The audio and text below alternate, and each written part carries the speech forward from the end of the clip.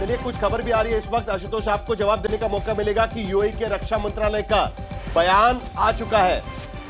UAE पर जिस तरीके से ईरान ने बैलिस्टिक मिसाइल्स फाइल किए थे, उन्होंने कहा है कि अब हमारे पास भी गोला बारूद की कोई कमी नहीं है। यूएई के पास आधुनिक हथियार प्रणाली है और ईरान अगर इसी तरीके से बैलिस्टिक मिसाइल दागता रहेगा तो जवाब दिया जा सकेगा। यूएई नागरिकों की सुरक्षा करने के लिए हम सक्षम हैं, यूएई की तरफ से यह बयान दिया गया है।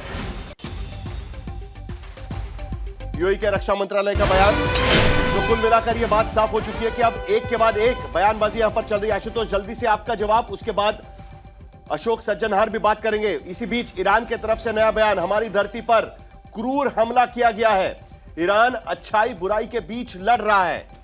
ईरान की तरफ से एक नया बयान। इसका मतलब यह कि ईरान ने साफ शब्दों में कहा है कि हमारी हमला हमारी पहचान पर निशाना बनाया जा रहा है और इस पर हम इसके खिलाफ लड़ते रहेंगे। हमारी धरती पर क्रूर हमला ईरान की तरफ से कहा गया। तो जल्दी से जवाब, उसके बाद अशोक सज्जनहार बात करेंगे।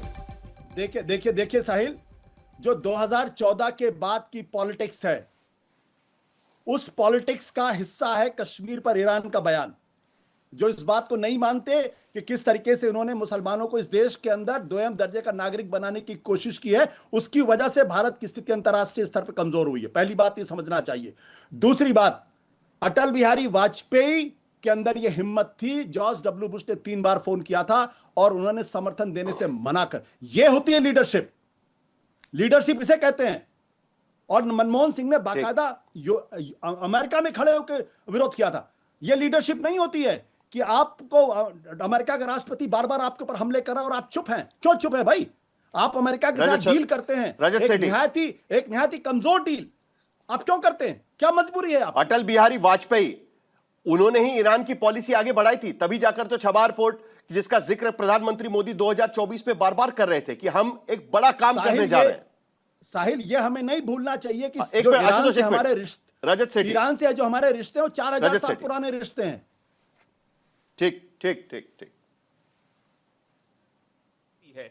अगर आप म्यूट पर है रजत, आप म्यूट पर है। फिलिस्तीन की भी बात हो और उसकी जो 2 स्टेट की थ्योरी है वो इजराइल के विरोध में जाके है, नेतन्याहू के विरोध में जाके भारत ने इस पिछले साल में भी यूनाइटेड नेशंस के हर पोर्टल पे जाके विरोध किया है इजराइल का। इसको लीडरशिप बोलते हैं। सिर्फ इसलिए नहीं कि आप फिलिस्तीन और हमास के पीछे दुम दबाए दबाए घूम रहे हैं, क्योंकि आपको अपने जो डोमेस्टिक पॉलिटिक्स है, जो मुस्लिम पॉलिटिक्स को तुष्टीकरण करनी है, उसके लिए आप सारी चीजें ताक पे रख दें। आप उस टेरर स्टेट का, उस टेरर की प्रॉक्सीज का सपोर्ट करने लग जाएं जो कि टेररिस्ट घूम फिर के भारत अजय उपाध्याय, डोमेस्टिक पॉलिटिक्स के लिए आप जानबूझकर ईरान का मुद्दा उठा रहे हैं। 10 सेकंड आरोप है सीधे शब्दों में। अजय उपाध्याय पड़ेगा जल्दी से जवाब। जिन लोगों को गजा के अंदर 72,000 लोगों का नरसंहार दिखाई नहीं पड़ता है, उनके बारे में मुझे कोई टिप्पणी नहीं करनी।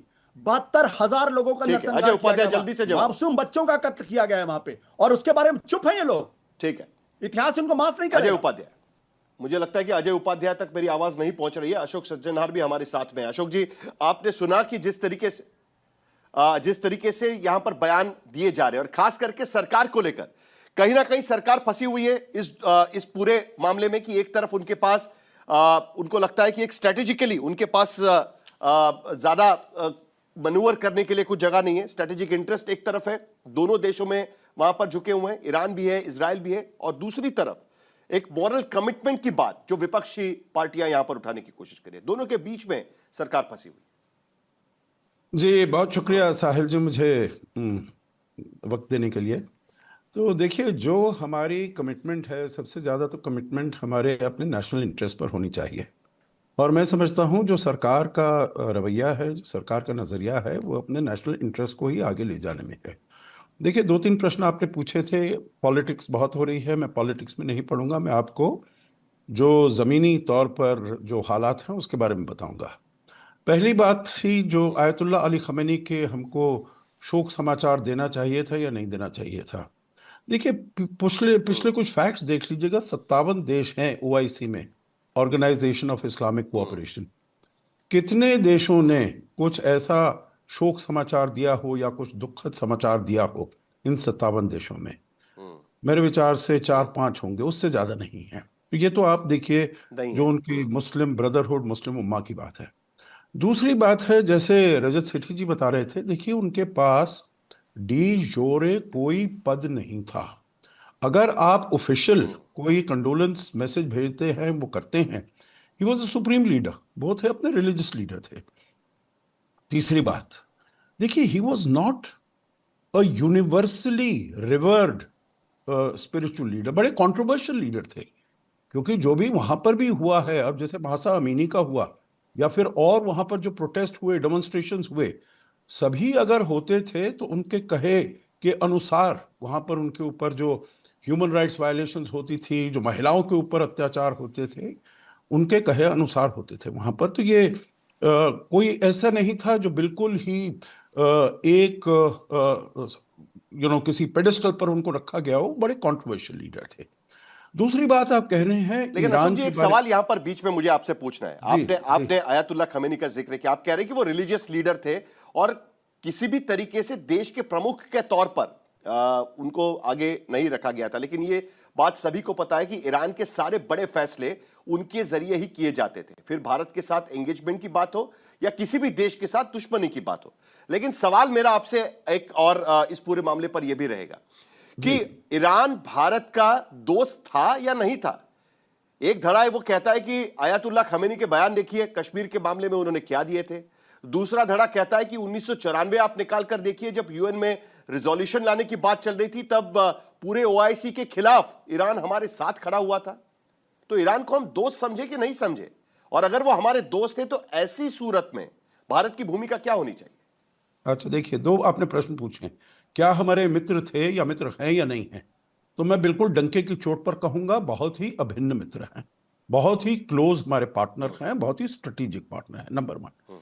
नंबर टू, आपने कहा 1994 1973 उन्होंने वो पाकिस्तान को अपनी जगह दे दी, अपने एयरक्राफ्ट वहां पर खड़े कर लीजिएगा, 1971 में उनको स्ट्रेटेजिक डेप्थ दिया, वगैरह वगैरह। देखिए हालात बदलते रहते हैं, विश्व के हालात बदलते रहते हैं। आपको अपनी विदेश नीति जो 1970-71 में हुआ उस पर नहीं चलानी है, आपको अपनी विदेश नीति चलानी है जो हालात आज के हैं। अगर वैसी हमको विदेश नीति चलानी होती साहिल जी, तो 1971 में अमेरिका ने भी यूएसएस 7th फ्लीट आपके विरुद्ध भेजी थी, तो आप जी, उनके साथ बात ही नहीं करते, आप उनके पाकिस्तान साथ का काम ही सपोर्ट नहीं में। करते। देखिए आपको आज जी, के दिन में आपको अपनी विदेश नीति चलानी है, और आज के दिन में मेरे वहां पर बहुत निहित है, मेरा चाबहार वहां पर जाना है। अगर हालात ठीक हो जाते हैं मैं वहां से तेल भी लूंगा। परंतु और देशों के साथ भी, इसराइल के साथ मेरे संबंध बड़े अच्छे हैं। देखिए जब ये युद्ध शुरू हुआ शनिवार को 28 तारीख को, हमारे विदेश मंत्री ने इसराइल के विदेश मंत्री से बात की और उन सुबह, और उन्होंने ईरान के विदेश मंत्री से बात की शाम को। तो इसीलिए दोनों से बात की और दोनों को कहा आप युद्ध को रोकिए, क्योंकि हमारे 10 लाख लोग, 1 करोड़ लोग वहां पर हैं, अजय और उपाध्याय, हित निहित है वहां पर। कुल मिलाकर बात यहीं आकर रुक जाती है कि इस वक्त की स्थिति के हिसाब से आपको जवाब देना होगा। और उसके साथ साथ जो आरोप लगाया गया कि आप तो डोमेस्टिक पॉलिटिक्स पर ध्यान रखकर इस पर बयान देने की कोशिश कर रहे हैं। पहली बात है कि ये जो कहीं ना कहीं दिमाग में कुछ लोगों को है कि डोमेस्टिक पॉलिटिक्स का सवाल है। डोमेस्टिक पॉलिटिक्स का सवाल कैसे हो सकता है? ईरान तो भाई मुस्लिम देशों पर भी आक्रमण कर रहा है, सिया सुन्नी की भी वहां लड़ाई है, बहुत सारे मैटर है। पर हमारे लिए तटस्थता की नीति, निरपेक्षता की नीति नहीं है। हमारे लिए निर्मलता की नीति, तटस्थ निरपेक्षता की नीति नहीं रही है। भारत के लिए कभी भी आंखें झुका करके या किसी की चापलूसी करना, ये कोई नियमित विदेश नीति की विशेषता नहीं रही है। ये इस दौर में विशेषता है। वैश्विक स्तर पर जब आगे भी इतिहास लिखा जाएगा तो भारत कहां खड़ा होगा, ये ज्यादा महत्वपूर्ण है। और भारत के राष्ट्रीय हित की बात अभी हमारे अशोक जी ने कही, पूर्व राजनयिक है, बड़ा सम्मान है। अशोक जी इस बात को तो स्वीकार कर रहे हैं ना कि चाबहार में जहां हम 14,000 करोड़ रुपए जो है लगभग खर्च करने की स्थिति में थे, 10,000 करोड़ रुपए खर्च कर चुके। ट्रंप के कहने पर हम वहां से, उसके घुड़की पर हम बाहर आ गए हैं, तो क्या वहां राष्ट्रीय हित हमारा प्रभावित नहीं हुआ? 15% ईरान से हम तेल लेते रहे हैं वाजिब दाम पर। आज वही ईरान को जो है तेल नहीं वहां से लेना है, अमेरिका के निर्णय पर भारत सरकार उसको निर्णय लेती है, रूस से नहीं लेना है और निर्णय लेती है। तो क्या ये राष्ट्रीय हित हमारा प्रभावित नहीं हो रहा है? 1 करोड़ लोगों की जान जो है, जान माल की अशोक जी जवाब जो है ठीक है। पश्चिमी एशिया